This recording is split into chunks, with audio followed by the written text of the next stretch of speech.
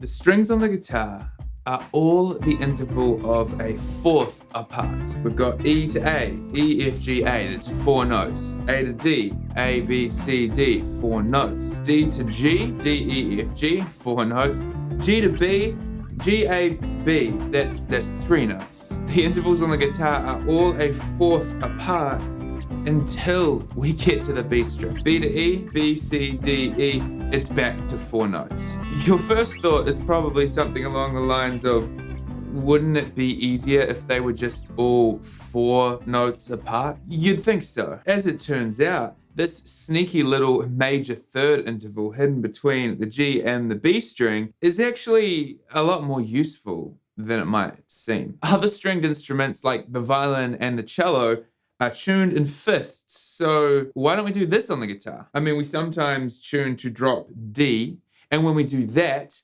these 2 strings here are a fifth apart.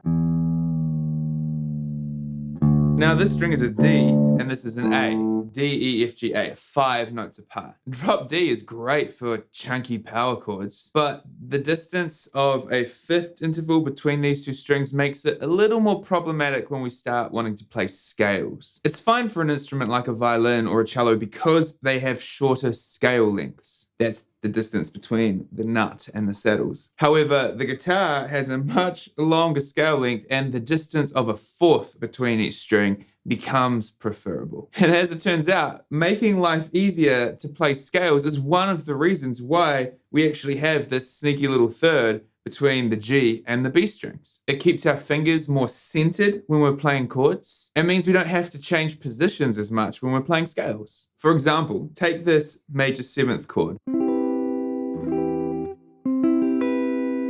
It's kind of nice, kind of easy to play. We've got 1 finger per fret here. But if we didn't have this B string situation going on, where there's only a third interval between the G and the B strings, then these 2 fingers would actually be down here. It wouldn't be a very nice shape to play at all. We can see that if we try and play this shape up on the low E string, where everything is a fourth apart. Those are the notes we need. Gotta reach and there's a whole fret gap between my 3rd and 2nd finger, and that's not very comfortable. I don't think I could change that chord very effectively on the fly. So having the B string be a third away from the G string makes chords like that a whole lot easier to play. Or take this open D chord. We could play a little riff going between a sus2 and a sus4. We couldn't do that if the B string was a fourth apart. That would give us the strings C and F, and we'd have to use this shape to play a regular D chord. This would be the D sus4, and we wouldn't even be able to play the D sus2 because an open string would make it a D minor. And in regards to scales, let's take a look at our 2-octave C major scale. We can play that really nicely in this position. 1 finger per fret. It's really tidy.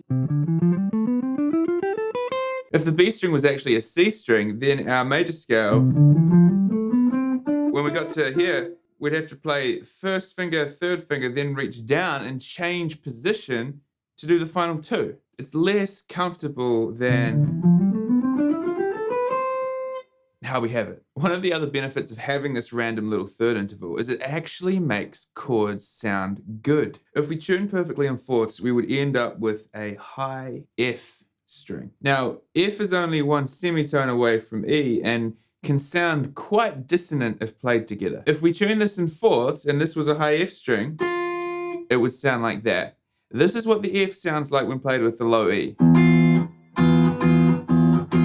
That's not the nicest sound. If the top string was an F, we'd find we would have to spend a lot of time trying to mute it so it didn't ring out and make our chords sound gross if we didn't want that note in certain chords. Say we were playing a regular C chord, for example. As it stands, we play it like this, with the open high E string. But if they were a fourth apart, then this string here would be a C, so we wouldn't have to play that. We could play the chord like this. But then this top string would be an F, and we don't want an F. That would sound really bad. So we would have to touch the string lightly with our first finger or fourth finger or something so that it doesn't make any noise while we're holding the notes down with the other fingers of the chord, it just starts to get problematic really quickly. Having an E and B string makes it way easier to play all types of chords and actually allows us to do some really cool stuff with drone notes and certain kinds of chord shapes. We can use these to create cool ambient progressions.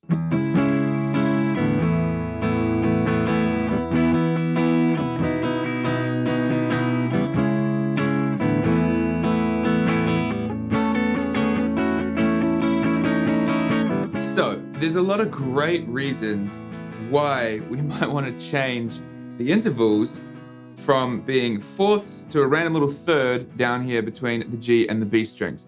But it's not all good. There are some complications that actually come about because of this. The benefit of having consistent distances between every string is that shapes are the same in every position. We don't get that when we break the pattern for the B string. Take the second inversion C chord, for example. I've got this shape here. It's the exact same shape here if I start it on the A string. So far, I haven't got to the B string, and so everything is just a fourth apart. But when I get down here to the D string, I play the same shape and it's entirely different because I've hit the B string. I have to compensate by moving a finger up.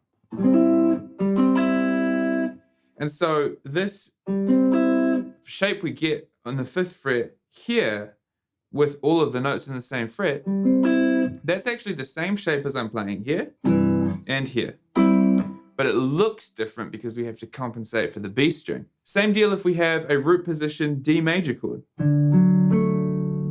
I've got this particular shape here. If I play it on this string set, I get the exact same shape. But if I do it down here, I get a different shape. This finger has been moved up a fret. So it's a kind of annoying little situation, but it doesn't have to mess us up. If we understand how the B string behaves, we can look at these seemingly different shapes and we can see that they're actually the same thing. Think about it like this. If you go for a walk around the block at your house, you're probably walking in a square shape or close enough to that.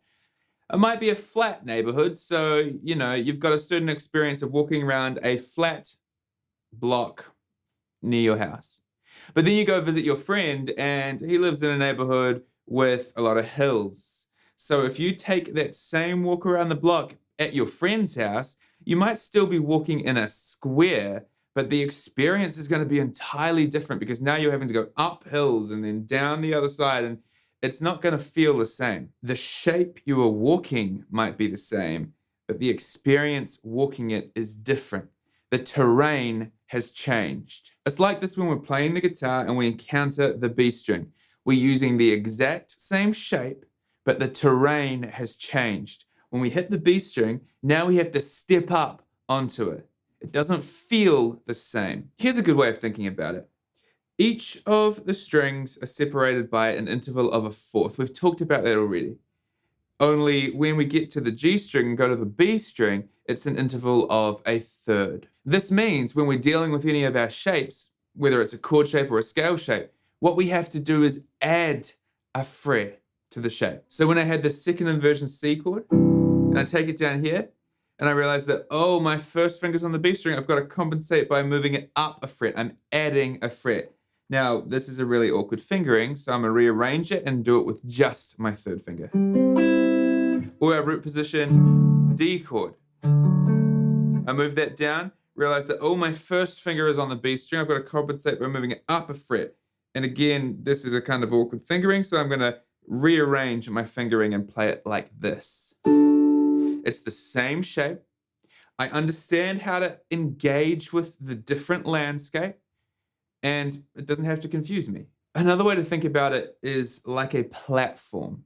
If you're walking along and then you step up onto a platform, you are on that platform until you go back and step off the platform.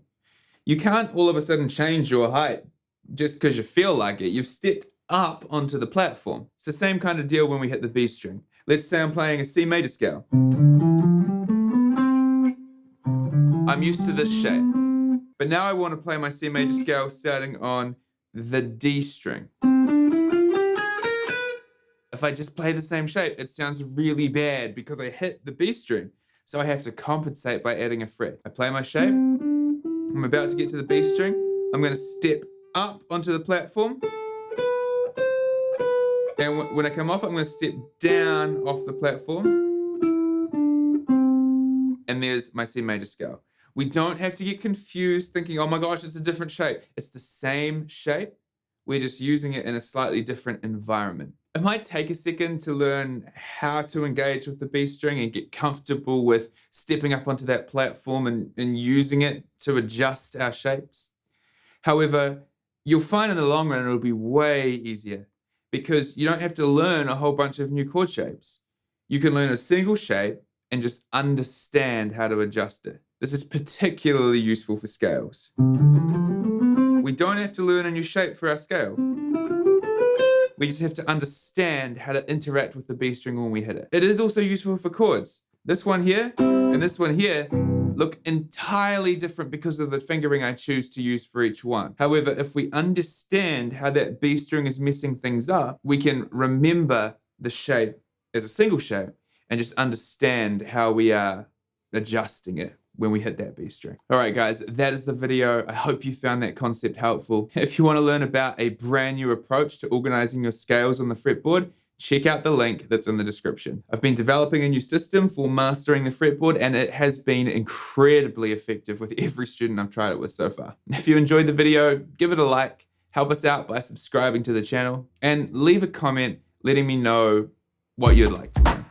I'll catch you next time.